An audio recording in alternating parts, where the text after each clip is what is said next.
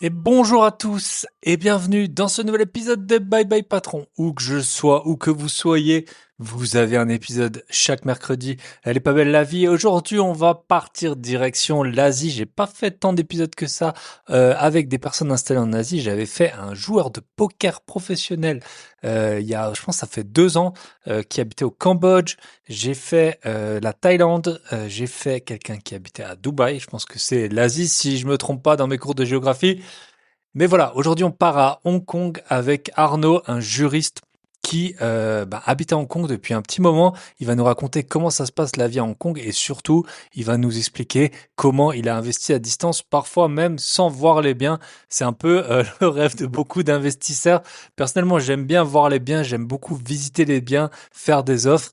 Après, c'est plutôt tout ce qui est travaux, ce qui est pas trop ni ma spécialité, ni ma tasse de thé. Moi, j'aime bien aller dans des nouveaux endroits et voir parfois des lieux que je connais très bien sous d'autres angles. Par exemple, si on va dans des tours qui sont élevées, surplomber comme ça la vue, une rue dans laquelle on est passé peut-être des centaines de fois dans sa vie, et puis là, la voir avec un tout nouveau regard ou rentrer un peu à l'intérieur. Moi, je suis de la génération où on a joué à GTA, c'était le rêve de tout le monde. Dans GTA 3, je pense que c'était le premier en 3D, de rentrer dans toutes les maisons. Enfin voilà, quand on était ado, c'était un peu notre rêve, les jeux open world où on pouvait rentrer dans les bâtiments. Et donc là, maintenant, quand je fais des visites, je vous l'ai dit, il y a peu de temps, j'ai fait plus de 20 visites en un week-end. J'ai encore des offres qui sont en cours. Au moment où j'enregistre, peut-être qu'elles seront bouclées d'une manière ou d'une autre au moment où l'épisode sera diffusé. Donc on va parler avec Arnaud de la vie à Hong Kong, de son métier de juriste, comment il est arrivé là, comment il assure les travaux à distance, comment il a trouvé des biens à distance à 10 000 kilomètres. En plus, il y a tout ce qui est le décalage horaire. Et voilà, comment on investit en vivant à l'étranger, quelles sont les conditions également pour le financement. Donc ça c'est l'introduction pour l'épisode. Sinon j'ai pas beaucoup de choses. En général je sais que je vous fais un peu des longues tirades. Ce que je peux vous raconter rapidement sur mes investissements immobiliers, j'avais 2 appartements que je possède avec mon cher acolyte Michel qui se libéraient. Comme d'habitude j'avais essayé vu que je suis pas sur place, j'avais essayé de déléguer la recherche de locataires à mon gestionnaire qui je trouve est plutôt un bon gestionnaire, mais je sais très bien qu'il est pas très bon pour nous trouver des locataires. Et là ça a été le cas. Donc normalement, j'ai trouvé pour les 2, j'ai réussi à faire en une semaine, je pense 10 fois mieux que, ce qu'il avait réussi à faire en 3 mois en tant que professionnel. Voilà, il délègue en fait une partie de cette recherche, de locataires et ça se passe toujours mal et en fait, je sais pas si j'ai la poisse, mais moi j'ai, recherché des biens, des locataires dans plusieurs villes, même dans plusieurs pays et Michel également. Michel, il avait un bon exemple, c'était à Strasbourg, qui est quand même une ville très tendue pour un appartement, je crois que c'était un T1. Et en fait, l'agence lui trouvait pas. Elle voulait qu'il divise presque par deux le loyer. Et puis en fait, on s'en est occupé nous. Lui, il était déjà parti au Canada, je crois. Et ça avait été comme sur des roulettes. Donc voilà, on peut déléguer des choses. Moi, je délègue par exemple les travaux et c'est bien mieux fait que si je le faisais moi. Mais par contre, la gestion locative, je la délègue en partie, ça dépend des villes. Mais par contre, la recherche de locataires, j'ai essayé. De temps en temps, ça passe quand je sais que pendant longtemps, je vais pas passer dans la zone dans laquelle j'ai les appartements. Mais 9 fois sur 10, je suis obligé de rédiger les annonces. Vous voyez mes annonces par rapport aux autres annonces. C'est le jour et la nuit. Je me suis beaucoup entraîné là-dessus, formé, j'ai itéré et maintenant j'ai l'impression de voir vraiment d'avoir la bonne formule pour trouver des locataires et surtout quand je compare avec la concurrence, ce qu'ils peuvent faire. C'est assez incroyable la différence. Donc voilà, j'avais eu plus de 50 messages sur un bien pour lequel en 3 mois ils avaient trouvé 2 personnes intéressées. Et puis là, je pense qu'aujourd'hui c'est bon, on a su que des locataires intéressés, ils avaient la Visale. Et pour moi, quand vous avez la Visale, vous êtes les bienvenus. Et deuxième point qui est assez drôle pour l'autre appartement, en fait, c'était un appartement que jadis on exploitait en location courte durée. Ensuite, il y avait quand même pas mal de petits problèmes de gestion. Enfin, vu qu'on était à distance, ça se passait pas super bien. L'appartement est assez grand. Donc voilà, c'était pas forcément optimisé location courte durée. Et j'ai une dame qui est venue et en fait, elle a été formée par une personne que j'ai eue sur le podcast. Bon, bien sûr, je lui ai pas dit que je m'appelais Bye Bye Patron. Et donc là, on va tester de lui mettre l'appartement en sous-location. Je trouve qu'il s'y prête bien, l'appartement. Il y avait déjà tout le système d'entrée autonome qui était resté. Il y avait en fait, pourquoi j'ai préféré ça? Parce qu'en fait, il y avait des meubles qui étaient presque en trop. Par exemple, il y avait trop de lits pour la taille de l'appartement. Donc les gens qui le voulaient en longue durée, souvent, ils voulaient qu'on se débarrasse d'un des lits. Ben moi, ça m'embête un peu vu que d'un côté on l'a payé, de l'autre c'est quand même du travail de se débarrasser d'un lit. Donc voilà, on a testé. J'ai pu lire un contrat de sous-location professionnelle. Il est vraiment à l'avantage du loueur, ça n'a rien à voir avec un contrat d'habitation classique. Je vous ferai des retours, surtout si ça se passe mal, ça se passe bien, bah, normalement on n'en parle pas trop. Mais voilà. Et dernier petit point avant d'attaquer, merci, franchement, vous m'avez défoncé ma plateforme là par rapport à la bourse, ma formation sur la bourse de la théorie au gros billet, ça a été de la folie là, la semaine écoulée. Il y a eu vraiment beaucoup de personnes qui m'ont fait confiance, beaucoup de personnes qui ont souscrit. J'ai eu plein de bons retours. Donc voilà, merci à vous. Je pense que c'est vraiment une bonne décision que vous avez prise pour vous. Je vous rappelle, si vous souscrivez, dedans, je vous donne mes liens de parrainage. Ça vous fait des économies à la fois sur les frais de transaction, même si je prends des plateformes qui en ont très peu, il y en a toujours un petit peu. Et également, vous avez mon code de parrainage qui, sous certaines conditions, peut vous ramener 100 euros en cash. Donc voilà, n'hésitez pas si vous avez des petits. J'ai entendu qu'il y avait des problèmes, des personnes où ça avait pas forcément. Enfin, ils avaient eu des petits couacs par rapport à la plateforme. Donc, je les ai contactés, la plateforme que j'utilise. C'est un gros site, hein, c'est un truc qui est connu de tout le monde, qui a plus ou moins pignon sur rue, parce qu'on le sait très bien qu'en fait, pour la bourse, faut pas passer par les banques physiques. Mais donc, n'hésitez pas, hein, si vous avez souscrit et que vous avez un petit problème au niveau du code parrainage, contactez-moi, et puis moi, j'en référerai au courtier. Je vous souhaite donc, on se retrouve de l'autre côté avec Arnaud. Je vous souhaite une très bonne écoute, direction Hong Kong. C'est pas souvent hein, qu'on a des retours de personnes qui habitent là-bas. Pourtant, c'est quand même une grande ville, une grande place financière. Je suppose que c'est un endroit plutôt agréable pour habiter et c'est pas exclu que j'y mette les pieds un de ces jours. Je vous souhaite une très bonne écoute et on se retrouve de l'autre côté avec Arnaud.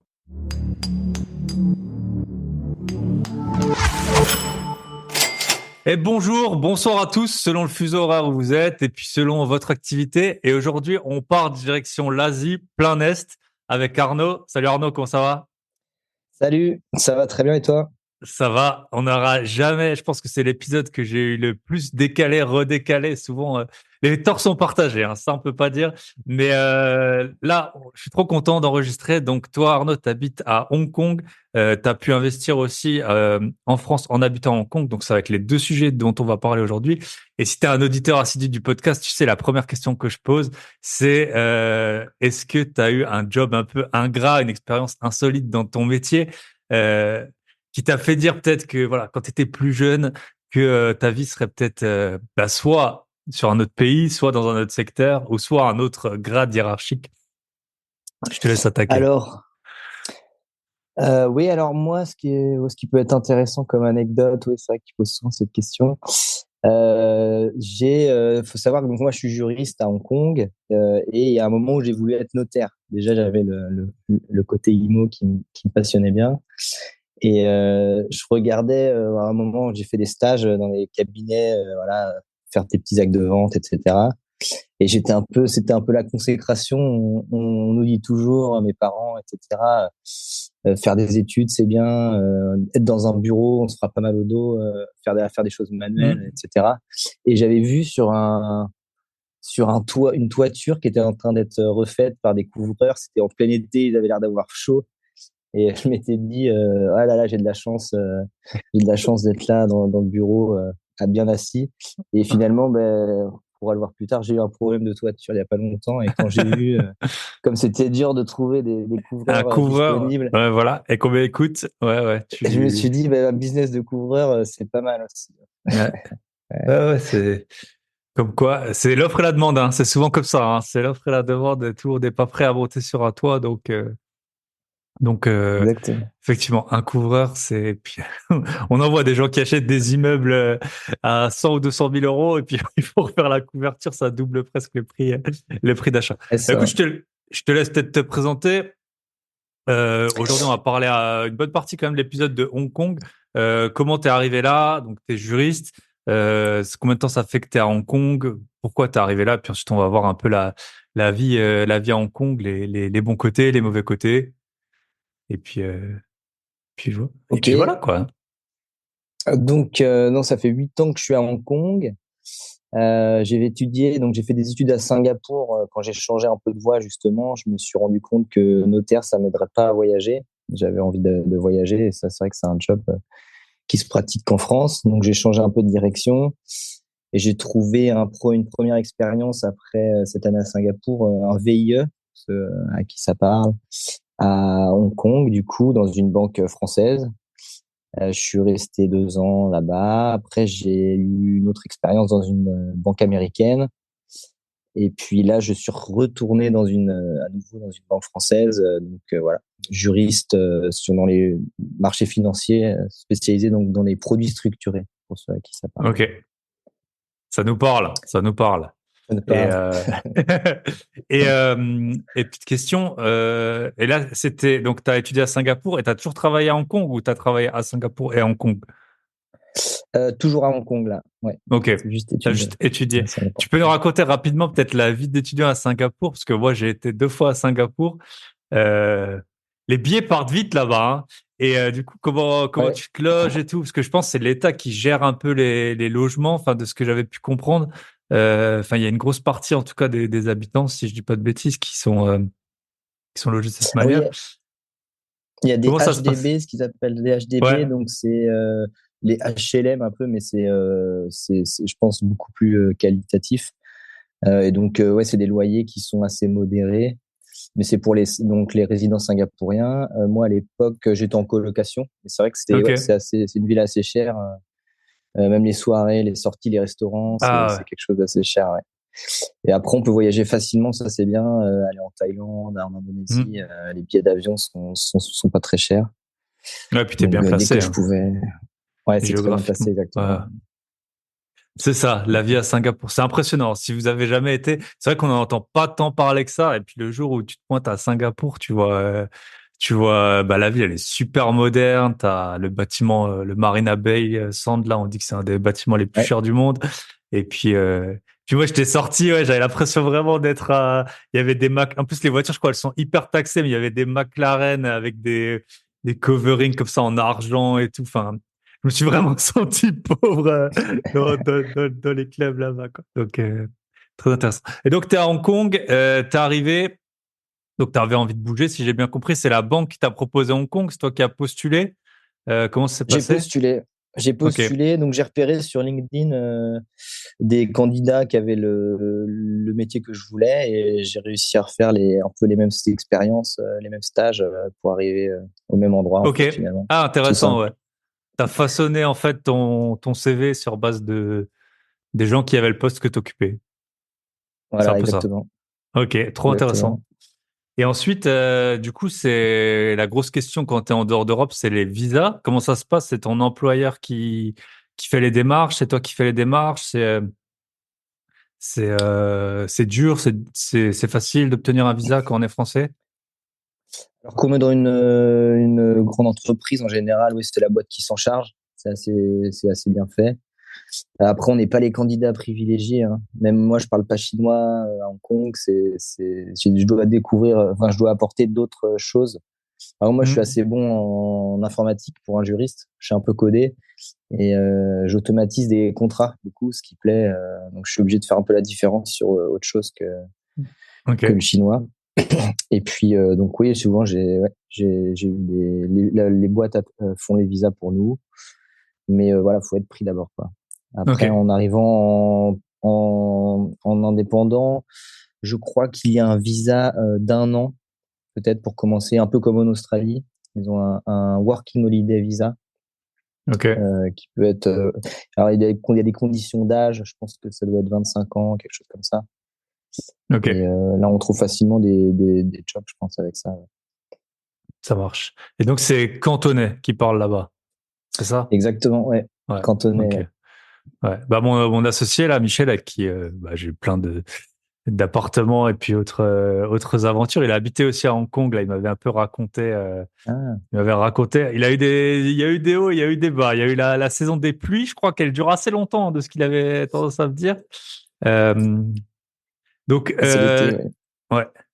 Peut-être tu peux nous dire, alors sans nous dire combien le montant tout en bas de ta fiche d'impôt, mais combien il faut à peu près pour te souvenir. Michel, il payait super cher en logement. Je crois que c'était un truc genre 1500 € ou 1000 € pour la moitié d'un 40 mètres carrés ou un truc comme ça. Euh, Combien il Ça faut, m'étonne pas. ouais, quel salaire à peu près moyen qu'on peut espérer si, allez, admettons, on a 27 ans ou 28 ans qu'on arrive, et puis combien un peu le coût de la vie là-bas, quoi. Alors oui, alors les loyers, c'est assez élevé. Donc c'est vrai que ouais, moi je suis arrivé, je payais peut-être 1500 €, c'est ça, par mois pour un T2, voilà, un studio un peu de la taille d'un T2. Pas dans le meilleur quartier, mais ça allait. Et puis je pense que oui, c'est un peu les salaires comme en Suisse ou au Luxembourg, je dirais, à peu près sur le même niveau, peut-être moins taxé, parce que ici il y a un cap à 15%, c'est-à-dire même quelqu'un qui fait des milliards ou des millions par an, il payera pas plus de 15% Ok, d'impôts, ce qui est excellent pour eux. Et puis, donc oui, voilà, les salaires, je pense que ça commence, voilà. Bah, après, ça dépend des fonctions, mais si on est un peu cadre, ça va de 5 à 20, 30, après, plus milliers d'euros par mois, voilà. ok. Et toi, t'es payé, c'est des dollars hongkongais, non? C'est ça? Enfin, je sais pas comment t'es payé, mais la monnaie, c'est le dollar hongkongais. Et est-ce qu'il a beaucoup varié depuis que t'es là par rapport à l'euro, par exemple? Alors, oui, c'est dollar hongkongais, moi. Et en fait, c'est pegged au US dollar. Donc, ça Ok, suit en fait le cours de l'USD, un peu comme il y a d'autres pays qui font ça, il me semble. comme le franc CFA avec l'euro, comme les Donc, voilà. Bulgares avec l'euro, comme Voilà. ouais. Ok, intéressant. Et Donc, je suis le cours et puis je ok, change. du coup, ça suit le cours, ouais. Donc par rapport au dollar, Voilà. ça va, t'es pas trop exposé. Et petite question, tes économies, par exemple, tu les fais en quelle quand tu mets de l'argent de côté, tu le fais en quelle monnaie, quelle Alors, moi, devise? je garde en Hong Kong dollar et dès qu'il y a un taux intéressant, ben, comme récemment, là, je Hmm. change en fait des sommes dès que ça devient intéressant. Donc, en dessous des 1,10 $, je dirais, entre 1 et 1,10 $. Ok, C'est intéressant. Je change yes. par, voilà. Ah, parce que tu as toujours cette histoire du change là. J'avais une histoire d'un ami qui avait hérité en gros, et puis en fait il y avait un oncle qui était aux États-Unis d'un bien en France, et c'était la grosse embrouille pour savoir quand vendre parce que l'immobilier il montait, mais la valeur du dollar par rapport à l'euro elle s'appréciait, et du coup c'était pas les mêmes entre ceux qui allaient recevoir à la fin des euros ou des dollars, c'était pas les mêmes Ah ouais. les meilleurs timings quoi. Parce que même si tu avais plus d'euros, ça faisait moins de dollars. Donc, ouais, effectivement, c'est une vraie question qu'il faut se poser. Et puis, bah, moi, je viens d'Alsace, il y a beaucoup de frontaliers suisses. Il y en a, ils ont vu leur paye bien augmenter, même si après, justement, les employeurs, ils se sont un peu mis, enfin, ils à mettre je crois qu'ils ont mis des clauses, enfin, en gros, que c'était indexé sur les euros, des choses comme ça, parce que au bout d'un moment, ils voyaient bien que leur salaire, les salaires des frontaliers, il avait pris en pouvoir d'achat pour eux peut-être 25%. Ok, intéressant. Le rythme de travail, tu peux nous dire, est-ce que, enfin, en tout cas, vu de loin, on a l'impression qu'on travaille beaucoup. Est-ce que, en moyenne, les gens, ils travaillent beaucoup, ils travaillent pas beaucoup? Est-ce que c'est Euh, flexible? Est-ce qu'il y a des week-ends? alors, il y a beaucoup de jours fériés, mais pas beaucoup de vacances. Ok, Donc, moi, j'ai commencé, enfin, en VIE, j'étais plutôt bien loti avec 30 jours, mais c'était sous un peu le régime français. Après, j'ai commencé à 15 jours, donc c'est pas énorme. Ça fait 3 semaines par ouais. an. Surtout quand t'es expat, quoi. C'est ça un peu le truc aussi, ouais. Voilà. Bon, j'étais jeune, c'est le Ouais. moment où faut y aller, hein. Et puis les horaires, par contre, ça reste correct. Ils sont pas trop tard le soir, c'est pas à rallonge comme en France. On veut être bien vu, peut-être. Il y a un peu ce côté-là, j'ai l'impression, quand je reviens parfois au bureau à Paris. Là, il y a pas ça. À 6h30, il fait nuit assez tôt. Donc à 6h, 6h30, tout le monde est chez soi. Après, bon, il y a des soirs où on doit rester plus tard, mais c'est assez bien respecté là-dessus. Mais Ok. peu de vacances, oui. Ça, Et t'as les week-ends de 2 jours? week-end de 2 jours, samedi, Ok, dimanche. ok. Et maintenant, oui, j'ai un peu plus de vacances, plutôt 5 semaines Avec, maintenant, plus avec proche de, l'ancienneté. ouais, Ok. voilà. Ouais. Et alors, qu'est-ce que je peux te raconter d'autre? Les fréquentations, peut-être t'es arrivé, tu connaissais personne. Il y a d'autres Français où tu as sympathisé avec d'autres gens du boulot, ou comment tu rencontres des gens quand... Souvent, les enfants, c'est le critère que j'ai entendu qui aide à à rencontrer des gens. Est-ce que tu as des amis? Parce que souvent, les expats restent entre expats parce que les gens, les locaux, ils ont leur cercle, il est déjà fait, ils sont pas vraiment en recherche de nouvelles fréquentations. Donc, je sais pas si tu peux nous raconter un peu, ouais. C'est vrai que donc il y a beaucoup de Français, même d'étrangers. Donc c'est vrai qu'on se retrouve facilement entre expatriés, parce qu'on a les mêmes centres d'intérêt en général. Même les Français, Mm. on parle pas très bien anglais, donc quand il y a un C'est, étranger, un non-français dans la salle, on va tous parler français, alors que c'est vrai qu'on se ouais. retrouve parfois même avec des Allemands, et on est le seul français, ils vont tous parler anglais. C'est vrai qu'on n'est Mm. pas des exemples là-dessus. Mais on a quelques collègues, j'ai quelques collègues ouais, qui sont sympas. Enfin, on rencontre facilement du monde. Hein. C'est vraiment une ville ouais, assez Ok. internationale. Je crois qu'on est 20 000 Français, donc ça reste. Ah, ça fait pas mal, ouais. Il y a combien d'habitants? 8 millions? 5 millions? Je sais pas. Je crois 7 ans, j'avais 8 ouais, en tête. Ouais, c'est Ok. ça. Ok. Et là, maintenant, donc, ton visa, il est renouvelé, par ton employeur. T'as pas de Alors problème maintenant, de... je suis résident permanent après 7 ans.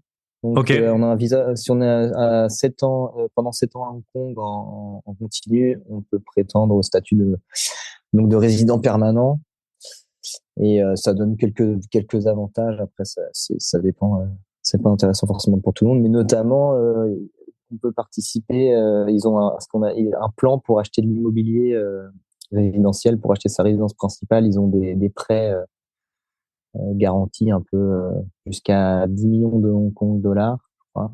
Mais l'immobilier est très cher, donc c'est pas Hmm. quelque chose que je souhaite faire encore. Mais Ok. j'essaie de regarder s'il n'y a pas des petites affaires quand même. Ok. On sait jamais. Parce que là, t'es locataire, là, pour l'instant. Je suis locataire, ouais, Ouais. c'était pas ma Et, priorité, ouais, j'étais déjà ah, bah, je comprends, hein. on verra Puis en après, plus, mais il y a pas du tout de rentabilité. Quand les prix sont tellement élevés, il y a pas du tout de rentabilité c'est locative, ça. hein. Et là, Ah là, ça descend un peu les prix. ouais. Ouais. Ça a perdu 10-20% là avec le Covid, etc. Il y a eu des protestations récemment. Mais ouais, j'ai regardé les rentabilités. Je crois que c'est du 2-3%. Ah, bah, Après, c'est souvent comme ça, c'est hein, dans les villes chères. fiscalement, il y a pas trop de taxes, donc Ouais. ça doit être sur un peu le même régime que l'impôt sur le revenu. C'est pas Hmm. Bah un après, même en 4, ça France, hein, si pourrait. tu as 2-3% de renta, tu payes pas beaucoup d'impôts. Enfin, tu payes quand même toujours Ouais, les c'est ça. trucs, la foncière, les trucs, ils t'en trouveront toujours, mais c'est ça. Et Ouais, c'est ça. bah, j'étais à Zurich il y a pas très longtemps. C'est pareil, j'étais chez mon cousin, son appartement, il est locataire, mais ça doit faire 3% de renta. Après, quand l'immobilier, il prend 10% par an, on s'en fout un peu de la renta, hein. Bah, après, personne Ouais, c'est ça. a le journal du lendemain.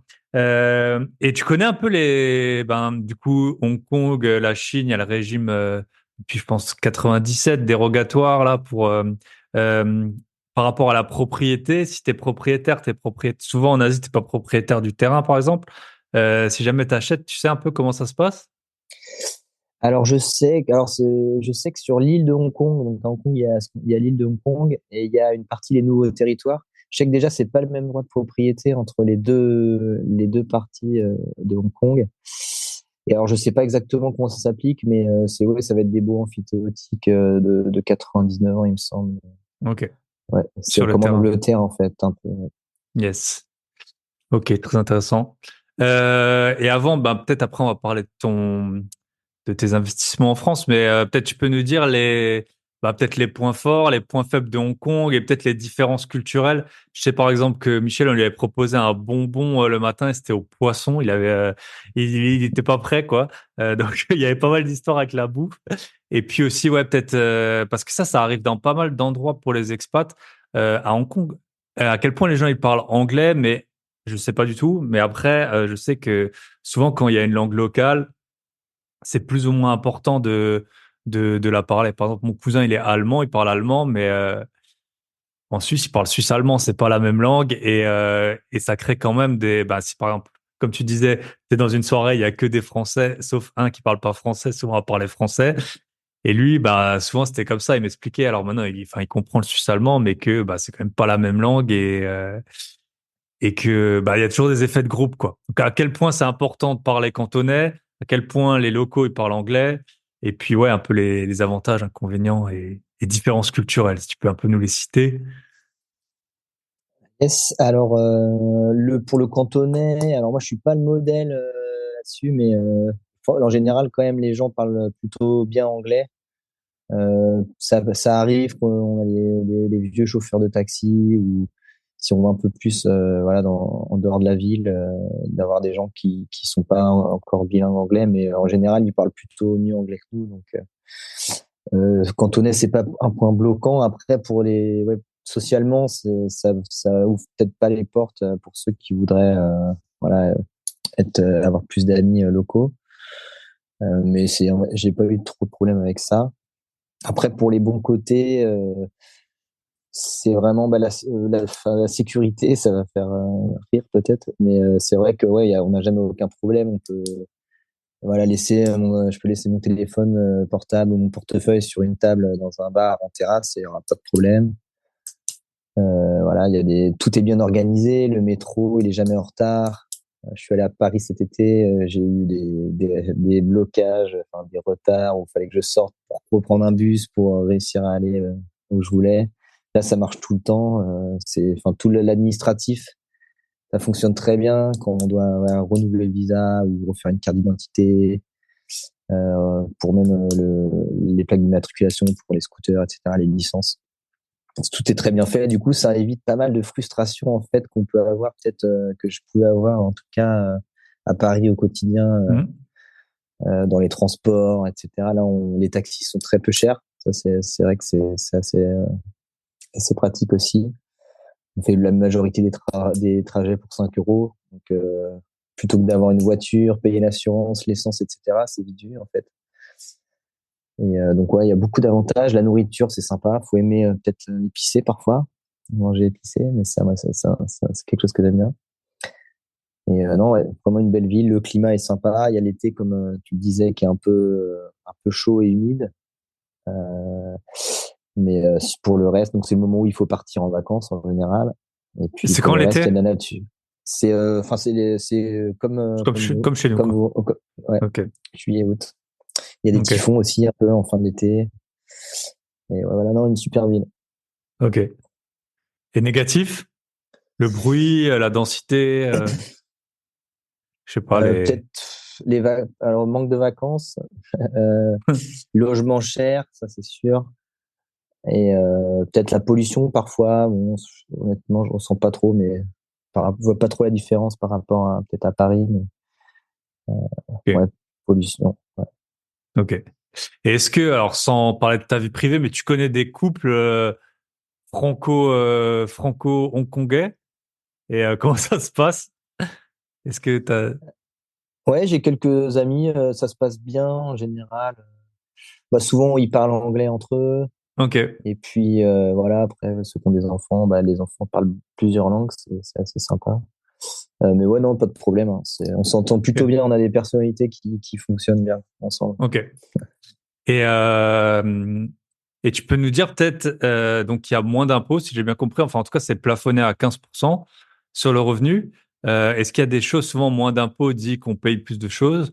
Est-ce que, par exemple, la santé, l'école, les choses comme ça, tu as l'impression que c'est plus cher, qu'il faut payer? Après, la plupart des Oui, gens, ils alors seraient prêts à payer, hein, vu le retour sur investissement des impôts français. Mais c'est un peu ça. Ouais, donc pour la santé, souvent les entreprises nous fournissent une assurance. Ça couvre pas toujours tout, mais bon, enfin si on est plutôt jeune et en bonne santé, on s'y retrouve. Après, le logement, donc très cher, l'école aussi chère, donc c'est vrai que c'est mieux d'être en couple ou célibataire sans enfant. Après, si on veut envoyer son enfant dans une école locale, nous, on n'a pas pris cette voie-là, puisque c'est un peu mieux pour le coup de parler cantonais, là, pour voilà, les conseils de classe, j'imagine, de comprendre un peu ce que fait son enfant. Pour le reste, ouais, c'est les écoles, c'est assez cher, ça doit être c'est dans les 10 000 dollars, dans les 1 000 euros, 1 200 € par mois. Donc c'est vrai que ça fait vite, ça monte vite. Mais ouais. un enfant, ça ira. 2 enfants, 4 après, enfants, ça commence à faire beaucoup. ouais, ça commence à faire beaucoup, là. Ok. Non, bah top. Bah écoute, très. Merci pour le retour, en tout cas sur Hong Kong. Et puis, nul doute que j'irai un jour. Euh, du coup, on va passer sur l'autre côté, l'investissement quand on est expatrié et surtout expatrié loin. Euh, il y a deux choses. Il y a l'aspect physique et pratique de l'immobilier, à savoir visiter et puis gérer les chantiers. Donc, quand on est expatrié en Angleterre, en Suisse, en Belgique ou au Luxembourg, ça peut se passer. Puis après, il y a quand on habite en Asie. Et puis ensuite, il y a tout l'aspect financement qui est important. Donc, est-ce que tu peux nous expliquer, ben déjà, donc toi, où t'en es en ce moment, Ouais. ce que tu as acheté, et puis ensuite, ben voilà, comment on va aller sur ces deux aspects. Comment ça s'est passé physiquement, et puis comment ça s'est passé financièrement. Ok, alors donc là, donc j'ai un premier immeuble de rapport de Silo à Lille, donc là par lequel je suis passé par une agence clé en main. Et donc là, je viens d'avoir mon offre de prêt pour le deuxième immeuble également à Lille. Et là, je suis passé en direct. Je me suis économisé les frais de l'agence clé en main, puisque Ok. voilà, j'ai vu que c'était pas forcément nécessaire. Et est-ce que, parce que le clé en main, souvent, en tout cas, moi, ce que j'ai pu voir, c'est que je trouve que leurs frais sont assez faibles, en tout cas sur le papier, dans le sens où souvent c'est à peu près, enfin moi j'avais vu, c'était même pas 10%, ce que je trouve, entre guillemets, si c'est un peu comme en banque, tu vois. Si avant MiFID, je sais pas si ça te parle, tu vois, mais les trucs, en gros, c'est si tu si tu payes que ça, bon, moi en tout cas sur le papier, j'ai l'impression que ça va, mais il y a tout ce qui peut être caché. Le premier point caché que je pourrais voir, c'est surpayer l'immeuble, tout simplement. Alors même si ça va pas dans leur poche, tu peux surpayer l'immeuble parce que bah quand c'est comme l'État français, quand c'est pas ton argent, quand c'est pour eh ben, il est pas super bien dépensé, quoi. Donc, il y a ça. Après, je sais pas, est-ce qu'il se paye avec les artisans ou quoi? Tu peux nous dire un peu, ouais, qu'est-ce que t'en as pensé? On va pas donner de nom, mais voilà, de cet aspect recherche. Est-ce que tu trouves qu'ils ont trouvé? Parce qu'en plus, maintenant, dans la même ville, tu as eu les deux faces, quoi. Tu as eu à la fois eux, Ouais. ils ont trouvé pour toi, et puis toi, tu as cherché en direct. Donc, est-ce que tu as l'impression voilà, que tu as payé juste les frais, ou alors il y a eu d'autres coûts cachés? Alors les frais, c'est vrai que moi j'ai trouvé enfin, relativement élevé, mais correct. Donc moi, ce faut savoir, je me suis inscrit dans toutes les agences clés en main d'abord, et Ok. comme ça, j'ai pu regarder plein d'offres, voir ce qui se faisait en fait. Et à un moment, j'ai eu quelque chose d'intéressant où ce qui est important, et ça, je le conseille à tout le monde, c'est la renta, donc c'est bien, on a calculé pour être à l'équilibre, selon ce qu'on veut, au minimum à l'équilibre, mais aussi ouais, regarder le prix du mètre carré pour la revente, en fait, à l'issue, Voilà, le c'est prix ça. total du projet par rapport au mètre carré. Moi, j'avais mon tableau Excel. Le but, c'est de bien comprendre ça avant de faire une offre. Et là, il y avait, après avoir étudié plusieurs offres, mon tableau Excel, tout matchait. J'ai dit, bon, let's go sur ce projet. Donc, je l'ai pas surpayé. Je pense l'immeuble, j'ai discuté en plus avec un agent IMO récemment. On était dans les clous, à 10-20 Ok. 000 euros près sur un projet, donc à 600 000 à peu près. Et les frais, c'était Euh, combien? C'était 40 000. Donc, Ok. Donc 8% à peu c'était près. voilà, c'est ça. Ouais. Donc, je me suis dit, si tout est géré, il n'y a pas de problème. Au final, j'ai eu quand même quelques, quelques problèmes, entre guillemets, à gérer moi-même. Donc, c'était à refaire. Je le fais moi-même directement. Ok. Bah, c'est ce que tu fais d'ailleurs. Ok. Après, c'est toujours pareil. C'est ça. Toi, enfin, à 600 000, les 8%, c'est pas la même chose qu'à 300, tu vois. Enfin, en tout cas, parce qu'au final, rechercher, c'est le même boulot. Si tu cherches un immeuble de silo ou de 4 lots, donc, Ouais, c'est vrai. donc, si tu payes 20 000 sur 300, ça me choque pas. C'est vrai que là, tu montes quand même 40 000, ça fait déjà un bon petit ticket. Et, et ensuite, donc, l'immeuble, il était en bon état, il y avait des travaux, comment ça se passait? Donc c'était donc il y avait des travaux, un petit peu de travaux, donc c'était rassurant d'être accompagné par quelqu'un puisque j'étais pas sur place évidemment à l'époque. Ça me rassure. Donc quand je dis je, c'est avec ma femme, je précise parce qu'on est deux. Je prends un peu plus le lead en ce moment. Il y avait donc ce qui était bien, c'est que il y avait donc à l'étage il y a 5 studios et en bas il y a un T3 de 90 mètres carrés avec un jardin, une petite cave sympa qui est lui loué en nu et le haut en meublé. Et donc c'était le propriétaire. Je sais pas exactement ce qui s'était passé, mais il y avait peut-être un divorce ou quelque chose derrière. Et ils voulaient s'en débarrasser. Et ils avaient juste pas refait un des 5 studios qui était à l'étage. Ok, Donc moi, c'était assez simple. J'avais les parties communes et un studio à refaire. Pour un premier projet, c'était correct. tout à fait gérable. Ouais. J'avais des loyers qui rentrent directement. Donc Et c'était déjà loué, les autres voilà. appartements, ils étaient déjà loués. Voilà. Ok. Donc j'avais une petite surprise quand même. Donc c'est vrai que donc l'agence ils arrondissent un peu les angles souvent pour vendre le projet. Donc j'avais une personne qui était censée partir avant la vente. Il me disait bon lui c'est pas un locataire très de qualité, mais vous inquiétez pas, elle va partir. Voilà. Donc et juste avant de signer, donc c'était la promesse. Quand même ils me disent un peu la vérité. Bon, il est en procédure d'expulsion. Mais il va partir. Donc, bon, il montre un peu les documents. C'est vrai qu'il y a eu un jugement il y a 2 ans et quelques. Donc, il était en cours d'expulsion. Putain, il était toujours pas parti, ouais. 2 ans et quelques. Et en fait, voilà, il relance. Donc, j'ai discuté. J'ai récupéré l'avocat de l'ancien propriétaire. Et en fait, au bout de 3 ans, en général, ils sont obligés de partir. Parce qu'ils souvent, ils sont accompagnés par des associations Ok. qui les poussent au maximum avant de pouvoir les reloger quelque Ouais. part. Et là, apparemment, la loi Allure leur permet de rester 3 ans, mais après, au bout de 3 ans, ils peuvent plus, le juge peut plus proroger les Ok. délais et on peut passer à Parce qu'en fait, l'expulsion. après, j'ai quelqu'un de très proche de ma famille, on en a parlé il y a pas longtemps, qui est avocat. Tu peux assigner l'État, en fait, en responsabilité, je sais plus comment ça s'appelle, il m'a dit le nom.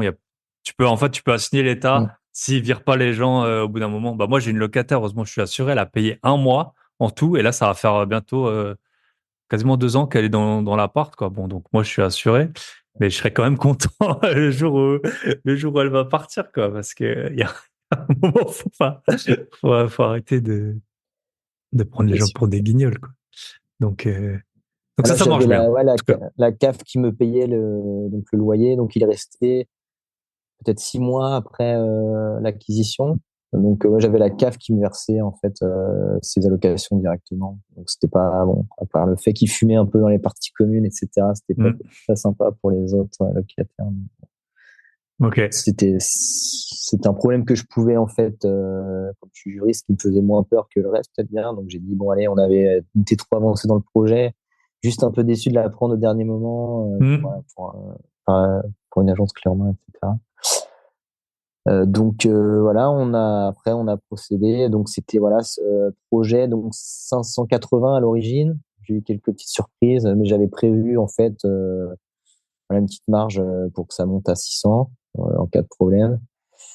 Et puis pour à peu près 40, enfin ça fait 3 700 € voilà de loyer par mois, donc ça fait 44 000 € par an à peu près. Ce qui faisait en fait j'étais parti sur du à peu près 8%. Et j'ai Mm. fini à 7 à peu près, c'est ça, un peu plus de 7. Et on a mis Ok. pas mal d'apports en tant qu'expatrié, voilà.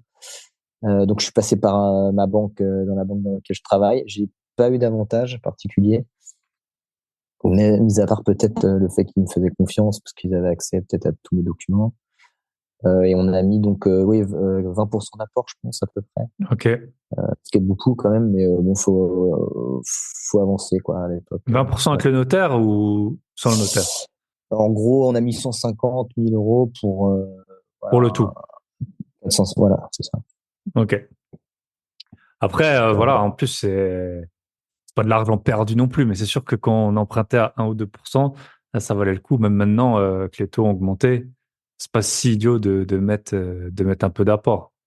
Ok, mais 20%, ok. Très intéressant. Et du coup, tu as un gestionnaire, je suppose, qui fait les entrées-sorties, qui fait comment ça se passe? Ouais. Donc c'est un gestionnaire voilà en ligne, pas le plus connu, mais j'ai repris en fait celui de l'ancien propriétaire. Il m'a Ok. dit qu'il était assez satisfait. J'ai pas eu particulièrement de problème avec eux. Enfin, Et ça m'arrange. Ils sont en ligne, donc c'est pratique pour moi. Tout est un peu digitalisé. il fait Et les puis visites et tout. ils font les visites, donc ils me facturent. Alors ils ont changé un peu leurs tarifs récemment, mais ils me facturent pas trop cher. Maintenant c'est à peu près un demi-mois de loyer pour voilà les relocations. C'était 225 ou 250 au début, je crois. Ils avaient Ok, fait un prix fixe, mais j'ai pu négocier un peu parce que quand on arrive avec Silo, bah, ça leur fait toujours intéressant. plaisir, je pense. Ouais, c'est bien d'aller voilà, mettre en Ok, concurrence. J'avais mis en concurrence. Et puis ils prennent, voilà, c'est pas trop cher ok. pour Bah, la tu peux gestion dire qui aussi. c'est si tu veux, comme ça on aura l'info pour ceux qui cherchent Ouais, un Imo gestionnaire. Direct, ça s'appelle. Imo Imo Direct. direct. Ok, intéressant. Et tac, tac, tac, donc ok, ça c'est fait. T'as dit que t'as dû faire des choses quand même toi-même. C'était quoi? C'est quoi ce dont t'as dû t'occuper? Donc on a vu l'histoire du locataire. Donc il a fini par partir, celui en avis d'expulsion. Donc celui-là, ouais, il a fini par partir. J'étais quand même en contact avec les huissiers qui sont venus toquer à la porte. Et puis en fait, au dernier moment, il est parti de lui-même. Ok, Donc là, il a fallu que je remette quand même un coup de rafraîchissement dans l'appartement. Euh, Parce qu'il fumait beaucoup, donc les murs étaient jaunes. Enfin voilà, c'était pas très bien entretenu. Et donc c'est là que on m'a mis en contact avec un super artisan. Donc ça, c'était moi qui devais le gérer. Et ok, puis c'est l'artisan d'ailleurs qui m'a trouvé le deuxième immeuble. Parce que ok. j'ai eu un bon relationnel avec lui, ouais. Et j'ai envoyé visiter des immeubles par la suite. Et puis un jour, il m'a dit, bah, j'ai un client qui vend. Il est gentil comme vous. Est-ce que ça vous dit? Bah, j'ai dit pourquoi pas. Ouais. Voilà. C'est ça, hein, c'est comme ça qu'on se fait le réseau. C'est au début, il faut bien commencer. T'as dit, t'as mis de l'apport, t'as mis 20%. Peut-être qu'il y en a qui s'en sortent mieux que d'autres, mais une fois que t'es lancé, t'as les contacts, bah, soit via les artisans, soit via les agents, soit via ton gestionnaire. Moi, c'est comme ça que j'ai connu, l'artisan qui m'a fait le plus de travaux, c'était via mon gestionnaire. Donc, les gestionnaires, on les paye, mais s'ils te donnent un bon artisan qui te fait payer, 5 000 euros de moins un chantier, ben, t'as déjà remboursé, les frais du gestionnaire pendant quelques temps, quoi. Exactement, ouais. Ok. C'est vrai que c'est le ticket d'entrée. Et du coup, deuxième immeuble, donc il te l'a proposé. Juste, j'avais une question. C'était Lille. T'es originaire de là-bas. Tu connaissais. T'avais déjà été. Comment tu t'es renseigné Alors, sur la ville? donc ma femme a étudié un peu là-bas. Moi, j'étais à Nantes, mais j'avais des amis qui étaient en école de commerce à Lille et c'est vrai que je m'étais un peu intégré dans un groupe là-bas, donc j'allais souvent en week-end moi, pour faire la fête avec eux. Et c'est une ville que j'aimais bien. Et en fait, je voulais quelque chose, quand je commençais à rechercher, je voulais quand même quelque chose un peu patrimonial. J'avais entendu, je sais plus qui, dans un podcast, qui disait, qui avait beaucoup d'IMO et qui disait qu'est-ce que vous feriez différemment. Et, il disait peut-être d'avoir Mhm. des biens un peu plus patrimoniaux. Donc je me suis dit, pourquoi je voulais une grosse ville et je me suis dit, bah, où est-ce qu'il y a une grosse ville? Quelle est une grosse ville qui pourrait me permettre d'avoir l'équilibre en Mhm. termes de rentabilité? Nantes, c'est du 4,5. Enfin, ce que je trouvais, c'était pas terrible. Donc, j'ai regardé Lille. Pour moi, je vois pas pourquoi la rentabilité à Lille. Enfin, je trouve les deux villes aussi sympas. Il y a même peut-être plus d'étudiants à Lille. Après, bon, ça se discute, mais ouais. Donc, je trouvais que c'était un bon spot pour investir. Yes. Ok. Donc voilà. Et Donc, sur les problèmes, du coup, ouais, pour le premier immeuble, c'est vrai que quand on signe le premier, après on se dit mais qu'est-ce que j'ai fait un peu, il y a un petit moment de vide. Et voilà, 3 semaines après, enfin 3 semaines, 3 mois environ après l'achat, il y a eu une énorme tempête dans le nord. Et voilà, j'ai un des locataires qui m'appelle, j'ai une fuite dans la, dans mon appartement. Donc là, je me là, dis, ah bah voilà. on retombe sur les couvreurs là. Voilà, exactement. Donc là, j'ai dû chercher un couvreur. Ils m'ont fait poireauter parce que quand il y a quand une tempête dans le nord, tout le monde est Bah, impacté. Donc tous tout le les monde, couvreurs cherche un sont, couvreur. voilà, Ouais, ouais.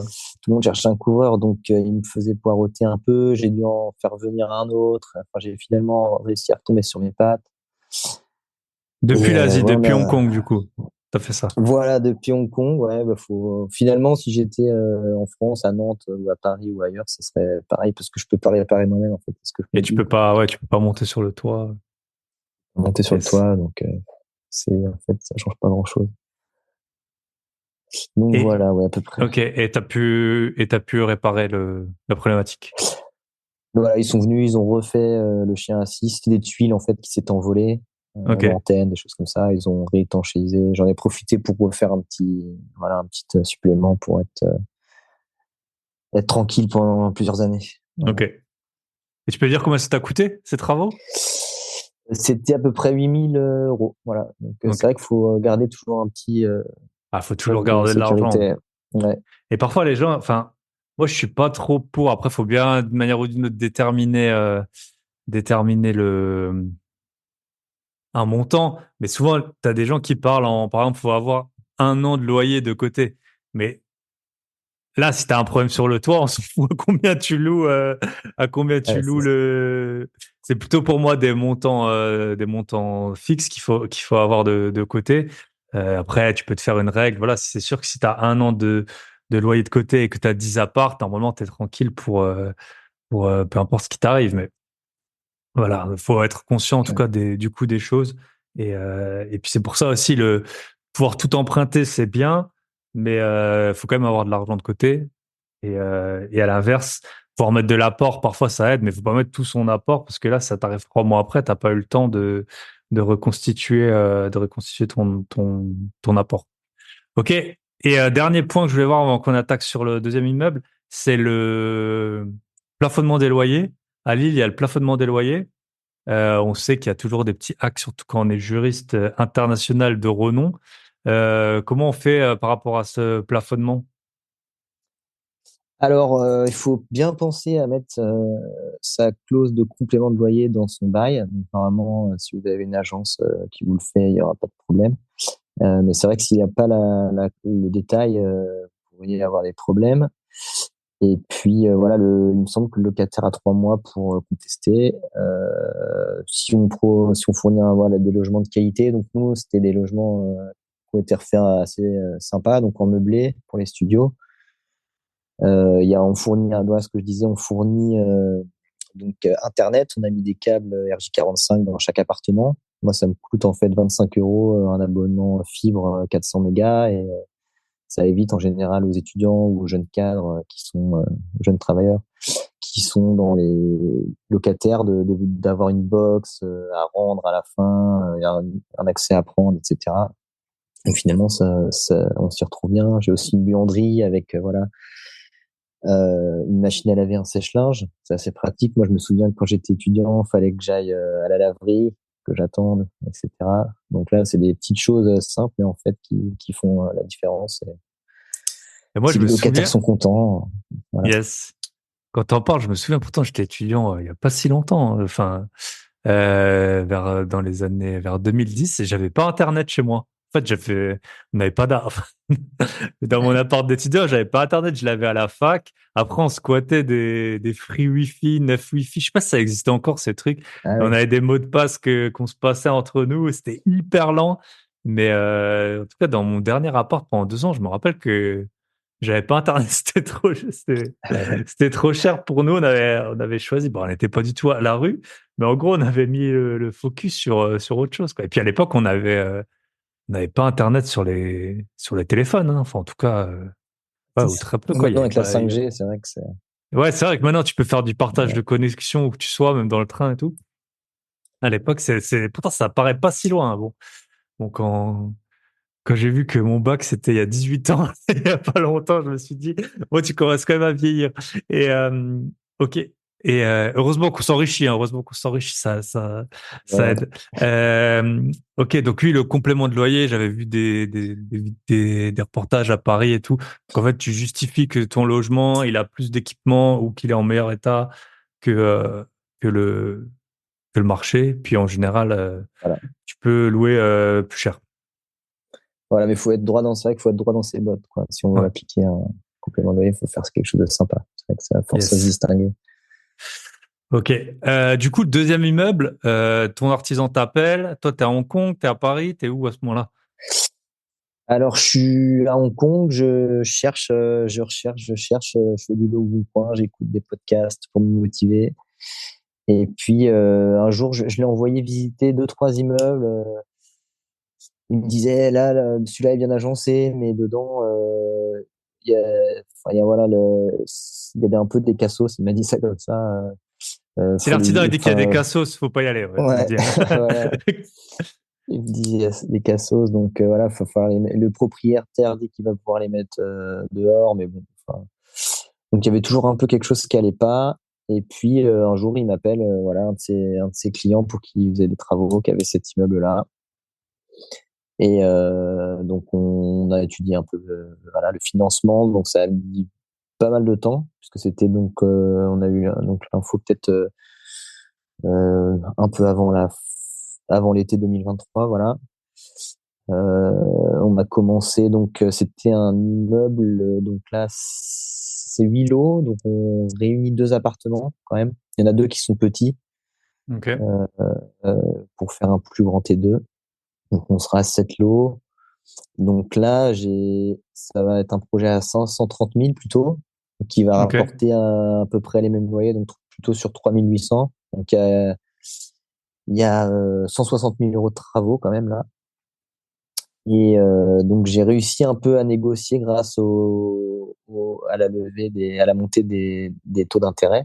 Parce que c'est vrai que Mhm. j'avais commencé mes calculs en fait début 2023 sur mon ancien tableau Excel et on s'était mis à peu près d'accord sur un prix. Et à un moment, quand j'ai vu que les taux montaient, voilà, à 4,5%, j'ai dit au propriétaire, bah non, en fait, faut que je descende parce que, enfin, j'ai été honnête, en fait, c'est un monsieur très bien, je pense. Et je lui ai dit, voilà, moi, faut que je rentre dans mes chiffres. Et, donc, il faudrait encore redescendre. Donc, j'ai réussi à négocier 25 000 euros encore grâce à ça, à peu C'est près. l'avantage quand tu es sur des immeubles à plus de 500 000 euros, il n'y a pas non plus, enfin ça dépend des villes forcément. Par exemple à Hong Kong, il y aurait des gens, mais il y a beaucoup moins de monde. Donc c'est vrai que mine de rien, tu as quand même un peu de pouvoir. Le vendeur, il est pas, surtout quand tu mixes à la fois 160 000 euros de travaux plus un projet total à plus de 500 000, bah tu peux, Ouais. souvent voilà, tu peux renégocier, tu peux. C'est intéressant. Je pense que c'est, voilà, il a 65 ans, c'est quelqu'un qui a de l'argent, qui veut, voilà, Voilà. qui est pas, à 10 000 euros près, je pense. Il veut Yes. juste que ça se passe bien. Yes. En fait, il faut toujours voir, c'est comme les voitures. Tu as des gens, ils vendent leur voiture eux-mêmes. Tu as des gens, ils emmènent leur voiture au garage et puis on leur dit ça vaut tant et puis tu prends tant. Donc, faut pas se dire que le vendeur d'immobilier, comme l'acheteur, il est omniscient et que voilà, il va savoir tirer la théorie, enfin, C'est vrai. le prix d'équilibre parfait du marché. Ok. Et juste un petit point, c'était ton artisan, tu as dit que tu l'as fait visiter. Tu le payais pour ça? T'avais quoi comme arrangement? Je pense que c'est quelque chose qui peut être très intéressant, même pour les gens qui habitent pas dans la ville où ils investissent. Alors, non, justement, bah, alors je le faisais travailler un petit peu, du coup, sur le premier immeuble, donc pour Hmm. l'appartement, là, qu'on a dû rafraîchir.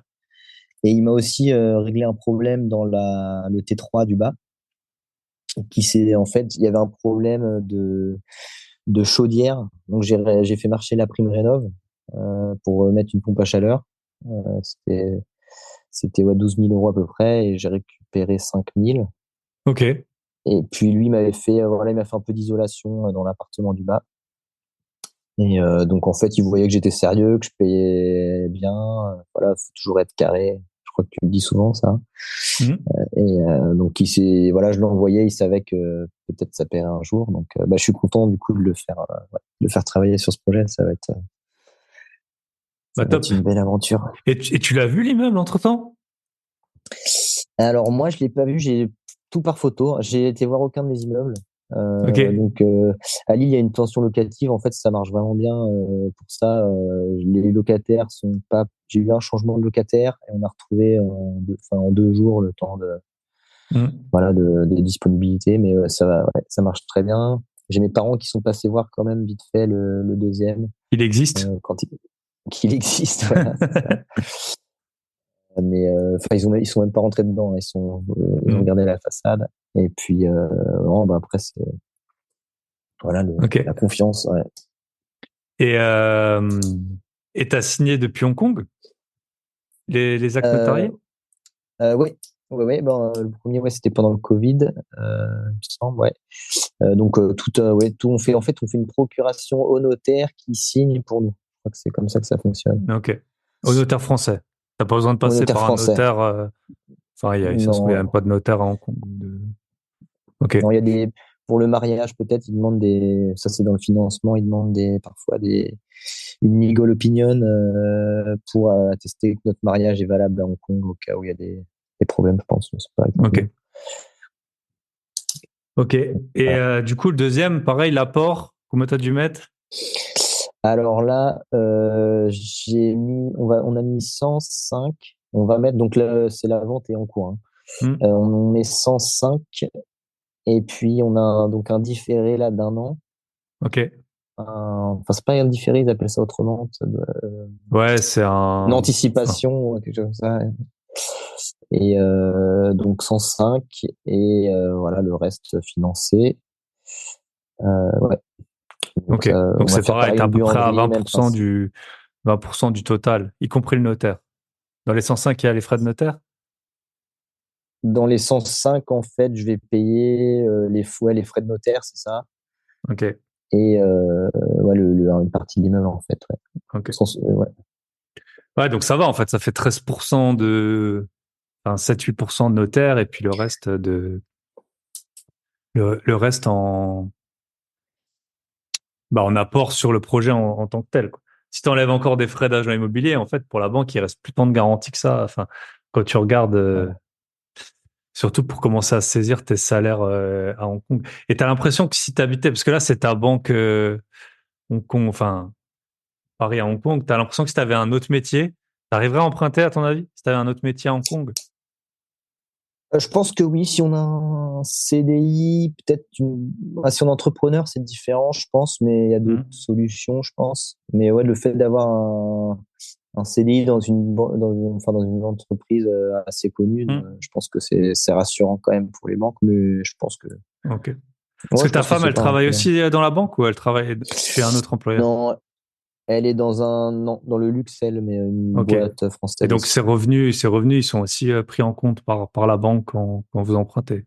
Ça Ouais, pose on pas fait tous les de. deux tout à 50-50. Ouais. Ok. Ok, oui. Donc, c'est pas juste ton statut de, de travailleur dans la banque qui fait Ah, qu'on t'a exactement, prêté non, non, l'argent.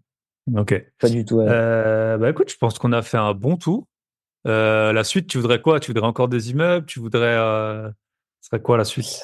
T'as regardé un peu pour Alors, investir en Asie? Je sais pas, tu t'es posé la question parce que bon, tu te dis Hong Kong, c'est cher. Par exemple, il y a beaucoup de gens qui investissent en Thaïlande. Bon, mais de rien, c'est comme si tu disais à un Français, t'as regardé pour investir en Croatie? Non, là, les gens normalement se posent pas la question, mais vu que quand c'est cher là où tu habites, peut-être tu peux te renseigner. Je sais pas si c'est monnaie courante. Peut-être t'as des gens autour de toi que tu connais qui ont investi, je sais pas. ouais, ouais, si j'ai c'est assez. Donc, souvent ceux qui font pas d'immobilier en France, ils essayent toujours un peu la villa à Bali ou en Thaïlande, ça arrive pas mal. Des retours que j'ai, il y a quand même en fait beaucoup d'entretiens, l'humidité, etc. sur les maisons. Hmm. Bali, enfin à Bali ou en Indonésie, ça demande de l'entretien et c'est pas toujours les constructeurs ont pas toujours conscience de ça, donc ça peut engendrer des coûts supplémentaires. Après, il faut faire attention, le droit de propriété, etc. Mais ça, Hmm. c'est ouais. Je pense que si on y va souvent, ça peut être sympa. Après, ouais, c'est chacun qui fait Hmm. les avantages, les inconvénients. Mais ouais, ça peut. Après, c'est vrai que c'est sympa dans les soirées de dire qu'on a une maison, une villa en À Thaïlande, Bali. etc. Mais voilà. Yes. Yes. Mais Ça, c'est un ça vrai pourrait sujet, le ouais. Et faire. même dans les. Moi, c'était mon premier invité, c'était Ronald Alger, là, il s'appelle. Et il avait. Je pense qu'il est antillais, si je me trompe pas. Il avait investi aux Antilles. Et il disait que son appart, il avait acheté neuf. Il se dégradait beaucoup, beaucoup plus vite Ouais. qu'un appartement en France. Et puis, j'ai pas encore diffusé avec un investisseur en Floride. Et il disait pareil que les maisons là-bas à 30 ans, c'est déjà une vieille maison, quoi. Une maison de 30 ans, alors que nous, on a des bâtiments haussmanniens et tout ça. Ok. Donc, Et j'ai un petit point, si tu veux, vas-y. fiscalité. S'il y Ah a des oui, oui, je me, expats. je me posais la question. T'es en SCI, t'es en nom propre, ça se passe comment? Alors là, j'ai T'es tout en- fait en nom propre. J'ai tout fait Donc en nom propre pour maximiser. Enfin, je voulais aller à peu près au bout. Là, si je refais des projets, je pense que je vais essayer en SCI plutôt. Hmm. Et puis, donc, je suis passé directement en LMP. C'était quelque chose que je surveillais pas trop au début. Donc, avec mon meublé, parce qu'en étant expatrié, j'ai Hmm. zéro revenu en France. Donc, je passe au-dessus de la barre des 23 000 euros. Parce qu'en Donc, je suis fait, pour passé LMP. petit rappel historique, avant, il y avait trois conditions. C'était 23 000 euros, que tes revenus meublés, ils dépassent la moitié enfin, qui dépassent tes autres revenus, en gros. Et puis que tu t'inscrives au RCS. Puis un jour, il y a un prof qui a dit ah, mais moi, j'ai pas le droit d'être commerçant, donc de m'inscrire au RCS et je voudrais bien être LMP, un gars sur 100 qui avait envie d'être LMP. Et donc, ils ont enlevé cette condition, l'État. Ils ont vu ah, bah ouais, c'est super intéressant. Et nous, les expats, je m'étais dit la même chose. Bah, c'est pas grave, 23 000 euros, ça représentera pas la moitié de mes revenus, donc je serai toujours LMNP. Et puis, il y a eu une réponse ministérielle, je sais pas quoi, arrêté parlementaire ou je sais plus, qui a dit non, non, les gars, c'est que l'argent en France. Donc, t'es loueur meublé professionnel, alors que c'est pas du tout ta profession. Dès lors, en fait, que t'es expat et que t'as deux appartes, ça fait 1 000 euros par mois, tu peux te considérer comme LMP. C'est ce qui t'est arrivé, t'as été tout de suite Voilà. LMP. Donc, je me suis pas inquiété particulièrement parce que de toute façon, on paye pas d'impôts directement. Ça va être à la sortie. Et alors, je me suis renseigné. Donc, moi, en plus, je peux arbitrer puisque j'ai le bac et loué en U qui fait 80 mètres carrés. Après, je sais pas comment ils font le ratio, mais j'imagine qu'ils peuvent jouer un peu là-dessus à la revente. Mais alors, j'ai demandé à l'URSSAF, donc la grosse différence, comme tu dois le savoir, puisqu'il me semble que tu es comptable, c'est qu'on va payer de l'URSSAF des SSI sur la plus-value court terme. C'est bien ça? Ouais. Il À y a la la plus-value sortie. Et court donc, terme, plus-value long terme. Voilà, voilà. c'est ça. Il y a deux types de plus-value. Voilà. En fait, le LMP a un gros avantage, c'est qu'il peut vous exonérer en théorie pour l'instant, parce qu'en fait, personne n'est vraiment tombé là-dedans. Au bout de 5 ans, tu peux être exonéré d'impôt sur la plus-value, normalement, sur ce type de plus-value. Voilà. Donc, Quand de ça fera 5 ans CSG que qu'on est et dedans, IR. voilà. Mais j'ai écrit du coup à l'URSSAF et OK. ils me font pour savoir si je devais m'assujettir du coup à l'URSSAF. Et ils font un arbitrage pour les expatriés qui sont dans cette situation. Donc, a priori, on n'est pas censé, si on a cet email, donc j'en ai vu ça avec mon comptable après, s'assujettir à l'URSSAF. Donc, en fait, si j'ai mon bien depuis plus de 5 ans, théoriquement, et que mon chiffre d'affaires est inférieur à 90 000 euros, théoriquement, je paye ni d'IR ni de CSG. Et donc, comme je suis pas censé m'assujettir à l'URSSAF, pas d'URSSAF. C'est ce que j'ai cru comprendre pour l'instant. Donc, c'est un peu, à mon avis, niche, puisque Ouais, je donc pense qu'ils veulent pas qu'en fait on touche les avantages. Parce que moi, au début, je me suis dit, c'est bien, comme ça, je vais cotiser des trimestres à la retraite, hmm, avoir une carte vitale, etc. Et je pense que ça doit pas leur plaire. OK. Donc, Yes. ouais, voilà. Ouais. Bah, intéressant ce que tu dis parce que moi, ben, je m'entends très bien avec Lara qui est en Argentine. Et elle avait, je crois qu'elle avait eu un autre, parce qu'en fait, il y a les assujettis, il y a les Européens, ceux qui sont en Union européenne. En gros, il y a un régime européen d'assurance Tout à bien. maladie et tu peux pas cotiser en théorie deux fois enfin, à deux systèmes en Europe. Toi, tu es hors Europe, elle est aussi en Amérique du Sud. Donc là, c'est encore différent. Mais c'est vrai que du coup, il y avait cette histoire donc c'est entre 90 et je sais plus 126 000 euros. Enfin, en gros, ça commence à être pas mal niveau, enfin, il y a un prorata à partir de 90 000 euros, si je dis pas de bêtises. Et donc, en fait, là où avant, on payait, quand on était LMNP, tu payais des impôts sur la plus-value, quoi qu'il arrive, peu importe où tu habites, et peu importe la durée de détention, même s'il y a des petits abattements et tout. Maintenant, en fait, ça pourrait être, en tout cas comme c'est appliqué maintenant, plus avantageux d'être LMP que LMNP dans beaucoup de cas. À voir comment ça Ouais. évolue, parce que avec les droits, enfin les droits fiscaux et puis les cotisations sociales en France, il y a toujours une nouveauté, quoi. Ils sont pas là pour faire Donc des cadeaux. ils sont pas là pour faire des cadeaux, ils les donnent, mais donc si t'as déjà mis une annonce sur le Bon Coin pour louer un appartement, tu vois qu'il n'y a pas tout le monde qui cotise, hein. Il y en a, ils sont plutôt, il y en a, ils sont contributeurs net, et il y en a, ils sont receveur net, là, je suis bénéficiaire net. Mais en tout cas, quand ils prennent les choses sérieusement. Donc, on verra bien. Tant mieux pour nous. C'est vrai que Oui. moi, je suis aussi en LMP et pour l'instant, j'ai pas eu l'URSSAF qui est venu euh, me, me taper dessus. On verra ce que ça donne. Et pour l'instant, bah, on va essayer de prier pour le statu quo. Bah, écoute, en tout cas, Arnaud, je pense qu'on a fait un bon tour. Si on veut te contacter, nous, c'est comme ça qu'on s'est connus sur Instagram. Tu peux nous donner ton pseudo, tu peux l'épeler si tu veux. Oui, alors, Mister Noniz, Donc c'est en un mot, Mister, en un mot, Noniz. Et voilà, si vous voulez discuter immobilier, immobilier, expatriation, expatriation, peu Hong importe, Kong. faire des projets sur, voilà, ouvert à d'autres aventures, ouais, pour l'investissement après ce projet-là. Donc, Si vous avez un immeuble qui est toujours sur Google Street View mais qui a été détruit à vendre, que vous voulez le vendre à vous pouvez quelqu'un me le qui ne veut vendre. pas le vendre.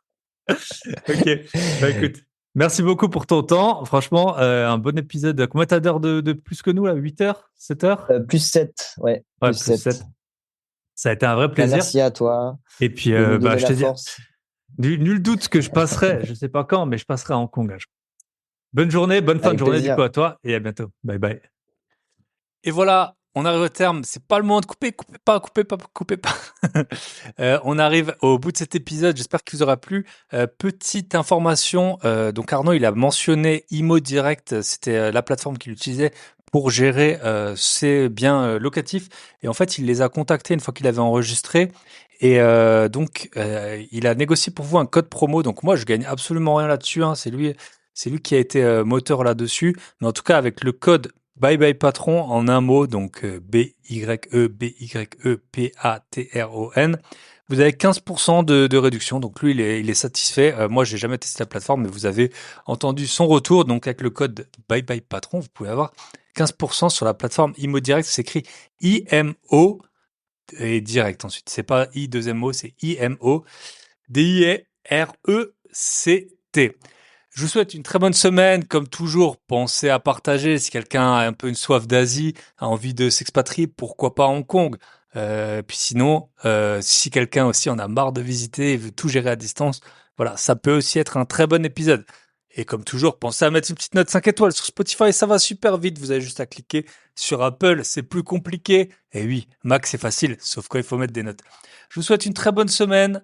Je vous le cache pas, quand vous allez écouter ça, je serai de l'autre côté de l'Atlantique.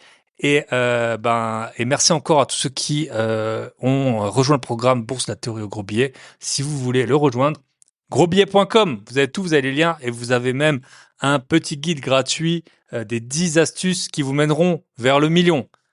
On se retrouve la semaine prochaine avec bien sûr un invité d'exception et un de ces jours, je referai un épisode tout seul, notamment quand mes offres éventuelles auront débouché. Je vous souhaite une très bonne semaine. À très bientôt. Bye bye. Prenez soin de vous, de vos proches et de vos gros billets.